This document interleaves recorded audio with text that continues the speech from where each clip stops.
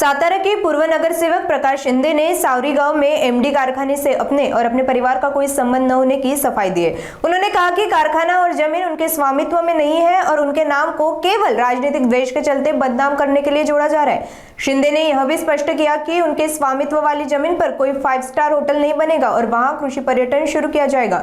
उन्होंने आरोपों को निराधार बताया और मीडिया से सच्चाई की जांच कर खबरें प्रकाशित करने का आग्रह किया। या जो ड्रग तस्करीचा आरोप तुमच्यावर करण्यात आलेला आहे तर त्याच्याबद्दल तुम्हाला नक्की काय सांगायचं आहे? माझा जागेशी काही संबंध नाही।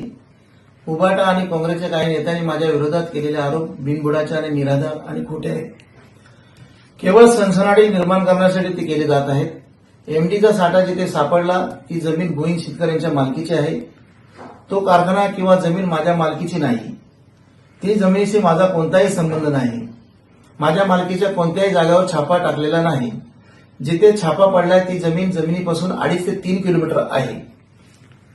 माझ्या जमिनीचा सातबारा 17/1 या क्रमांकाचा आहे। ही सातबारा आहे। अंतर छापा पडलेला त्या जमिनीचा सर्वे क्रमांक 4/1 आहे। आणि सुषमाताईंनी जरा माहिती घेऊन जर बोलले असते तर बरं झालं असतं। ही जमीन योगायोग नाही तर वडिलोपार्जित असल्याने आमच्याकडे ही जमीन त्याचा अब्लिक क्रमांक हा 30/10 आहे। इथून जे घटना घडली आहे त्याचा कमीत कमी 15 ते 16 किलोमीटर अंतर आहे। आमच्या इथे कुठलेही 5 स्टार हॉटेल होणार नाही। इथे काही कृषी पर्यटन करण्याचा माझा मानस आहे। स्थानिकांना रोजगार मिळावा ही आमचा एक उद्देश आहे। आमची ही जागा रणजित शिंदेना विक्रेता आलेली आहे। त्याचे कागदपत्र बी आमच्याकडे उपलब्ध आहेत। रणजित शिंदे हा कुठे फरार झालेला नाही, तो गावातच आहे। तुम्ही त्याची खात्री करू शकता।